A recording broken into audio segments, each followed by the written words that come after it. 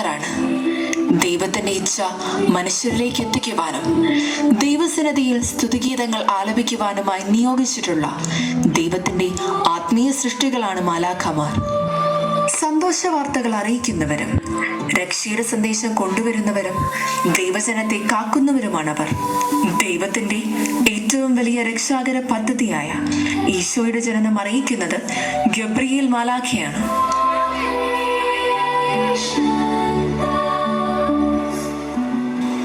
ഗബ്രിയേലേ, നീ ഈ ദിവസങ്ങളിൽ എവിടെയും പോകുന്നില്ലേ? ഓ മൈക്കിൾ, ഞാൻ എന്റെ യൂദയായിലെ മലമ്പ്രദേശത്തേക്കാണ് യാത്രയാവുന്നത്. അവിടെ പുരോഹിതനായ സക്കറിയായിക്ക് ബലിവേദിയിൽ ദർശനം നൽകേണ്ടതുണ്ട്. പിന്നീടുള്ള ദിവസങ്ങളിൽ നസറത്തിലെ കന്യകയായ മറിയത്തെ സന്തോഷത്തിന്റെ സത്വാർത്ത അറിയിക്കണം. മറിയത്തിന്റെ പ്രതിസുതവനും യൗസേപ്പിന് സ്വപ്നത്തിൽ ദർശനവും നൽകണം. ഇവയൊക്കെയും സംഭവിച്ചതിന് ശേഷം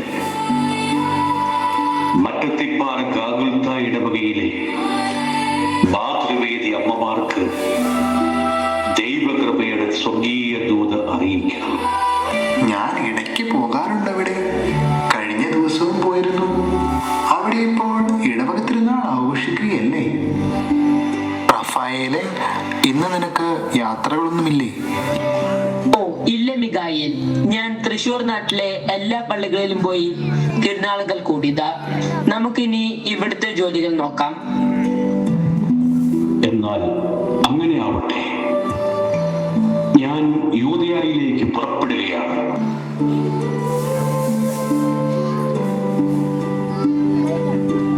അബിയ ഗോത്രത്തിലെ ഒരു പുരോഹിതനായിരുന്നു സക്കറിയ. ഭാര്യ എലിസബത്ത് ബന്ധിയും പ്രായമേറിയവളുമായിരുന്നു. ഇവർ ദൈവത്തിരുമുൻപിൽ നീതിയോടും വിശുദ്ധിയോടും കൂടി ജീവിച്ചവരായിരുന്നു. സക്കറിയ, നീ ഭയപ്പെടേണ്ട. നിന്റെ പ്രാർത്ഥന ദൈവം കേട്ടിരിക്കുന്നു. നിന്റെ ഭാര്യ എലിസബത്തിന് ഒരു പുത്രൻ ജനിക്കും.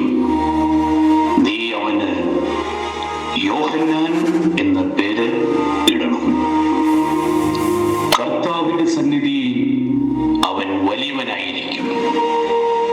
വീഞ്ഞോ ലഹരി വസ്തുക്കളോ അവൻ കുടിക്കുകയില്ല. അമ്മയുടെ ഉദരത്തിൽ വെച്ച് തന്നെ അവൻ പരിശുദ്ധാത്മാവിനാൽ നിറയും. ഞാൻ ഇത് എങ്ങനെ അറിയും? ഞാൻ വൃദ്ധനാണ്. എന്റെ ഭാര്യ പ്രായം കവിഞ്ഞുകൊള്ളും. ഞാൻ ദൈവസന്നിധിയിൽ നിൽക്കുന്ന ഗബ്രിയേലാണ്.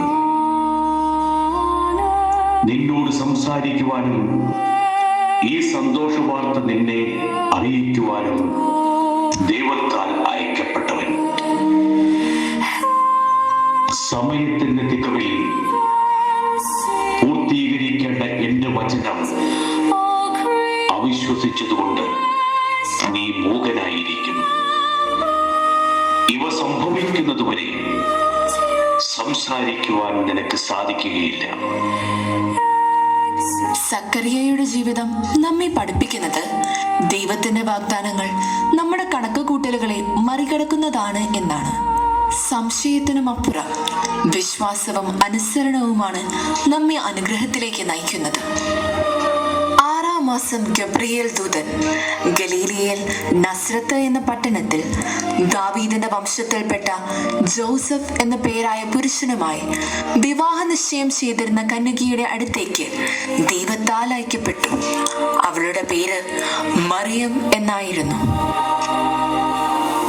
ദൈവകൃപ നിറഞ്ഞവളെ സുസ്തി, കർത്താവ് നിന്നോട് കൂടെ. മറിയമേ, നീ ഭയപ്പെടേണ്ട. ദൈവസന്നിധിയിൽ നീ കൃപ കണ്ടെത്തിയിരിക്കുന്നു. നീ ഗർഭം ധരിച്ച് ഒരു പുത്രനെ പ്രസവിക്കും. നീ അവന് യേശു എന്ന പേരിടണം. അവൻ വലിയവനായിരിക്കും. അത്യുന്നതന്റെ പുത്രൻ എന്ന് അവൻ വിളിക്കപ്പെടും. ഇതെങ്ങനെ സംഭവിക്കും? പുരുഷനെ അറിയുന്നില്ലല്ലോ.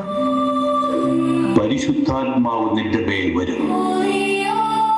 അത്യുന്നതന്റെ ശക്തി നിന്റെ മേൽ ആവസിക്കും. ആകയാൽ ജനിക്കാൻ പോകുന്ന ശിശു പരിശുദ്ധൻ, ദൈവപുത്രൻ എന്ന് വിളിക്കപ്പെടും. നിന്റെ ചാർച്ചക്കാരി വൃദ്ധയും വന്ധ്യയുമായ എലിസബത്തിന് ഇത് 6-ാം മാസമാണ്. ഇതാ കർത്താവിന്റെ ദാസി, നിന്റെ വാക്ക് എന്നിൽ നിറവേറട്ടെ. മറിയത്തിന്റെ ഇതാ കർത്താവിന്റെ ദാസി എന്ന മറുപടിയിൽ ആശ്രയിച്ചാണ് മനുഷ്യരക്ഷയുടെ ചരിത്രം ആരംഭിക്കുന്നത്. മറിയം എല്ലാ കാര്യങ്ങളും ഹൃദയത്തിൽ സംഗ്രഹിച്ച് ജീവിച്ചവളാണ്. അവളുടെ അനുസരണം മൂലം രക്ഷകന്റെ വരവ് ലോകത്തിന് ലഭിച്ചു.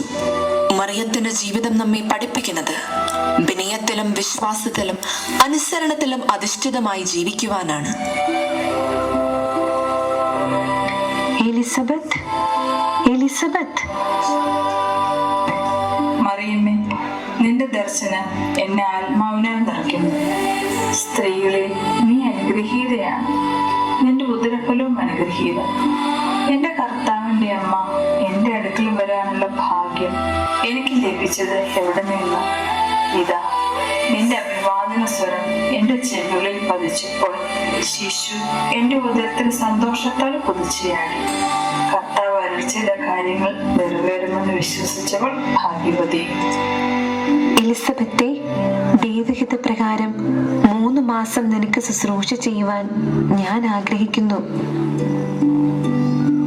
എലിസബത്തിന്റെ ജീവിതം നമുക്ക് നൽകുന്ന സന്ദേശം ദൈവത്തിന്റെ വാഗ്ദാനം വൈകിയെന്ന് തോന്നിയാലും ഒരിക്കലും നിറവേറാതിരിക്കുകയില്ല. വിശ്വാസത്തോടും ക്ഷമയോടും പ്രാർത്ഥനയോടും കൂടി കാത്തിരുന്നാൽ അനുഗ്രഹങ്ങൾ തക്ക സമയത്ത് ലഭിക്കുക തന്നെ ചെയ്യും.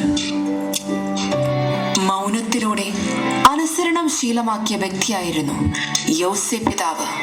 ദാവീദിന്റെ വംശത്തിൽപ്പെട്ട നീതിമാനായ വ്യക്തി. കന്യക മറിയത്തിന്റെ പ്രതിസുത വരൻ.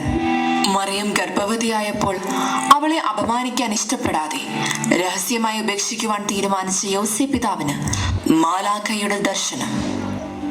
ദാവീദിന്റെ പുത്രനായ യോസേപ്പ്, നീ എന്തിന് ആകുലചിത്തനാകുന്നു? നിന്റെ ആകുലതകൾ ദൈവസന്നിധിയിൽ എത്തിയിരിക്കുന്നു. മറിയത്തെ ഭാര്യയായി സ്വീകരിക്കുവാൻ നീ ശങ്കിക്കേണ്ട. കാരണം പരിശുദ്ധാത്മാവിനാലാണ് അവൾ ഗർഭവതിയായിരിക്കുന്നത്. അവൾ ഒരു പുത്രനെ പ്രസവിക്കും. നീ അവന് യേശു എന്ന പേരിടണം. എന്തെന്നാൽ അവൻ തന്റെ ജനത്തെ പാപങ്ങളിൽ നിന്നും മോചിപ്പിക്കും. കന്യക ഗർഭം ധരിച്ച് ഒരു പുത്രനെ പ്രസവിക്കും എന്ന തിരുവരുത്ത് പൂർത്തിയാകുവാൻ വേണ്ടിയാണ് ഇതെല്ലാം സംഭവിച്ചത്. മാലാഖയുടെ സന്ദേശം കേട്ട യോസേപ്പ് ഒരു വാക്കുകൊണ്ട് പോലും പ്രതിഷേധിക്കാതെ ദൈവത്തിന്റെ ഇഷ്ടത്തിന് പൂർണ്ണമായും വിധേയപ്പെട്ട് തിരുക്കുടുംബത്തിന്റെ പാലകനായി. വാക്കുകളിലല്ല, പ്രവൃത്തികളിൽ വിശ്വാസം പ്രകടിപ്പിച്ചവനാണ് യോസേപ്പ്. മൗനത്തിലൂടെ ദൈവത്തെ മഹത്വപ്പെടുത്തിയ അനുസരണത്തിന്റെ മഹാത്മാവാണ് വിശുദ്ധ യോസേപ്പ് പിതാവ്. ദൈവകാരുണ്യം എന്നത് നമ്മുടെ അവകാശമോ നമ്മുടെ കഴിവുകൾ കൊണ്ട് നമുക്ക് ലഭിക്കുന്നതോ അല്ല. മറിച്ച് നമ്മോടുള്ള അഗാധമായ സ്നേഹത്തെ പ്രതി ദൈവം നമുക്ക് നൽകുന്ന സ്നേഹത്തിന്റെ ഏറ്റവും ഉദാത്തമായ പ്രകടനമാണത്.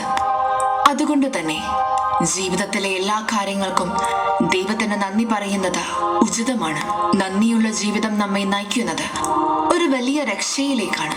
ഈ വലിയ സന്തോഷം ദൈവം നമുക്കായി നേടിത്തന്ന രക്ഷ ആസ്വദിക്കുന്നതിനും അത് മറ്റുള്ളവരിലേക്ക് പകർന്നു കൊടുക്കുവാനും നമ്മെ പ്രാപ്തരാക്കുന്നു.